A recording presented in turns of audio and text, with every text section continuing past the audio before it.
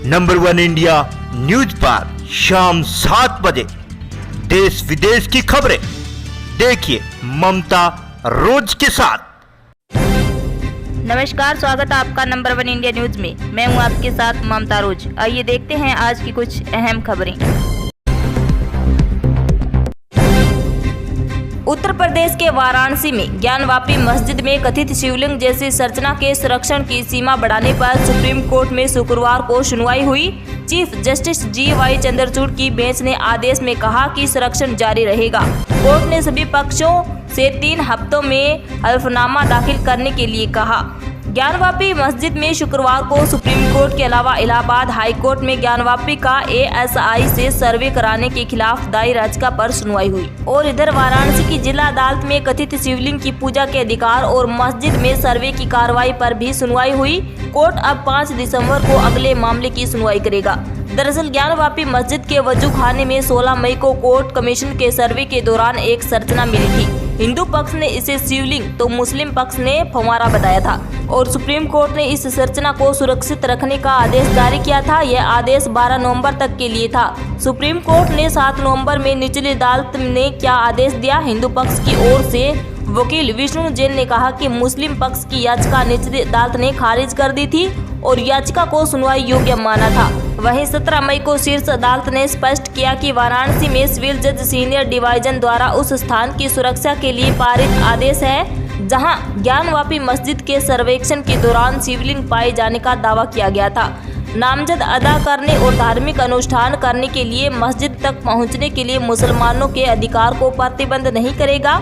20 मई को supreme court ने मामले को वाराणसी जिला न्यायालय में ट्रांसफर कर दिया था, यह देखते हुए कि एक वरिष्ठ अनुभवी न्यायिक अधिकारी को शामिल मुद्दों की संवेदनशीलता को देखते हुए मामले से निपटना चाहिए। वहीं आपको बता दें कि कोर्ट ने निर्देश दिया कि जिला अदालत को मस्जिद कमेटी द्वारा आदेश 7 नियम और 11 CPC के तहत दायर आवेदनों पर प्राथमिकी के आधार पर सुनवाई करनी चाहिए। जिला न्यायालय के फैसले का इंतजार करने के लिए कोर्ट ने 21 जुलाई को मामले को 20 अक्टूबर तक के लिए स्थगित कर दिया था और हाल ही में जिला न्यायालय ने सूट के सुनवाई योग्य होने के खिलाफ मस्जिद समिति की आपत्ति को खारिज कर दिया और कहा कि इसे पूजा स्थल अधिनियम 1991 द्वारा प्रतिबंध नहीं किया गया था।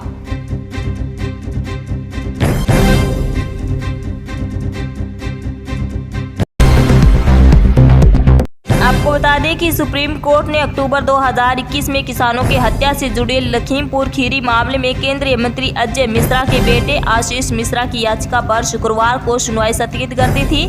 जस्टिस BR गवई और जस्टिस VV नागरत्ना की बेंच ने कुछ समय तक याचिकाकर्ता की सुनवाई के बाद यह विचार व्यक्त किया और इस मामले की सुनवाई उस बेंच को करनी है जिसमें जस्टिस सूर्यकांत सदस्य है, क्योंकि वह उस बेंच का हिस्सा थे जिसने पहले मिश्रा की जमानत पर विचार किया था।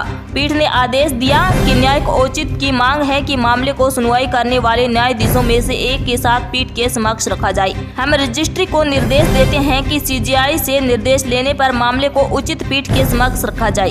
तो वहीं मिश्रा की ओर से पेश सीनियर एडवोकेट रंजीत कुमार ने कहा कि मिश्रा 11 महीने से अधिक समय से हिरासत में है। उन्होंने कहा कि जनवरी 2022 में मामले की चार्जशीट दायर की गई है। कुमार ने तर्क दिया कि आशीष मिश्रा अपराध की जगह पर नहीं था और CCTV रिकॉर्ड है जो दिखाता है कि वह 4 किमी दूरी पर कहीं और था जहां एक कुश्ती मैच हो रहा था। उन्होंने आगे तर्क दिया कि कृषि कानूनों के खिलाफ आंदोलन कर रहे हैं किसानों ने वाहनों के काफिले पर हमला किया। मौत तब हुई जब चालक के नियंत्रण खो देने के बाद वाहन प्रदर्शनकारियों पर चढ़ गया। और कुमार ने जवाब दिया कि वर्तमान मामले में नोटिस जस्टिस इंदिरा बनर्जी और जस्टिस MM सुंदरेश की पीठ ने जारी किया था।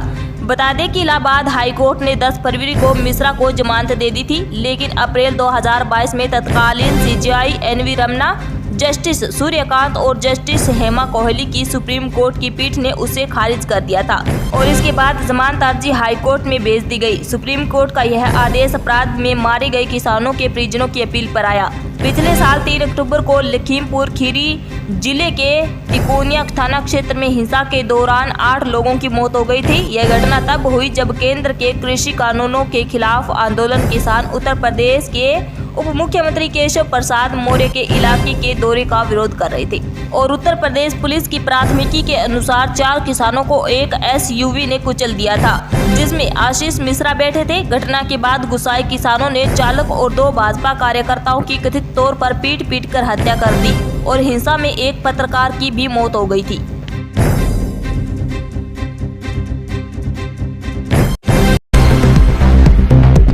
हिमाचल प्रदेश की जनता को प्रधानमंत्री नरेंद्र मोदी ने एक खुला पत्र लिखा है। ये पत्र कल के मतदान से ठीक पहले लिखा गया है। इस पत्र के माध्यम से पीएम नरेंद्र मोदी ने देश में फिर से बीजेपी की सरकार लाने की अपील की है। साथ ही डबल इंजन की सरकार के काम का भी जिक्र किया है। पत्र पे पीएम मोदी ने लिखा है कि इस साल जब आप हमारी देवभूमि के भविष्य के लिए अपना महत्वपूर्ण मत देने जा रहे हैं, मैं आपको आपके अनवरत आशीष और प्रेम के लिए नमन करना चाहता हूं। और हिमाचल एक ऐसी अलौकिक भूमि है जिसके एक बार भी दर्शन करने वाला व्यक्ति आजीवन इसकी अभाव को अनुभव करता है। मुझे तो आप सबके बीच कई बार रहने का सौभाग्य मिला है। इस क्षण को उतारने के लिए हिमाचल की अनवरत सेवा करना मेरा आजीवन दायित्व है। और बीते वर्षों में पूरे प्रदेश और विशेषकर दर्शकों से उपेक्षित हिमाचल के सीमावर्ती क्षेत्रों के विकास के लिए डबल इंजन सरकार ने तेजी से काम किया है। मैं विकास अभियान को हिमाचल के शिखर की तरह ही गगनचुंबी ऊंचाई तक पहुंचते देखना चाहता हूं और मेरा आप सबसे विशेष आग्रह है कि देवभूमि के विकास की इस यात्रा को आने वाले वर्षों में ऐसे ही जारी रहने दे। ये आग्रह इसलिए भी है क्योंकि जब 2014 में मैं केंद्र सरकार में आया और यहाँ दूसरे दल की सरकार थी तो उसने केंद्र की योजनाओं को आगे नहीं बढ़ने दिया। जब हिमाचल में बीजेपी की सरकार बनी तो फिर से विकास का तेज सिलसिला शुरू हुआ और इस सिलसिले को रुकने नहीं देना चाहिए। उन्होंने आगे लिखा कि मुझे पूर्ण विश्वास है कि पिछली बार की तरह इस बार भी आपका आशीर्वाद बीजेपी को मिलेगा और एक बार फिर से हिमाचल में कमल का फूल खिलेगा। कमल के फूल को दिया गया एक वोट सीधा मेरी शक्ति बढ़ाएगा।